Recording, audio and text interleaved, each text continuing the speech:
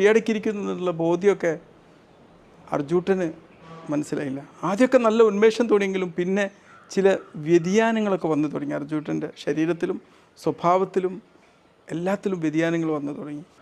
ആഴ്ചകൾ കഴിഞ്ഞു. ഇപ്പം അർജുട്ടന് എനർജി ഡ്രിങ്ക് കഴിക്കുമ്പം ഉന്മേഷമല്ല കിട്ടുന്നത്, വല്ലാത്ത ക്ഷീണമാണ്.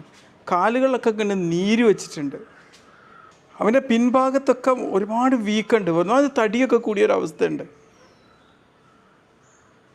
ഇനി നന്നായി ഒന്ന് ഉറങ്ങിക്കഴിഞ്ഞാലും ക്ഷീണം അങ്ങോട്ട് വിട്ടു പോകുന്നില്ല.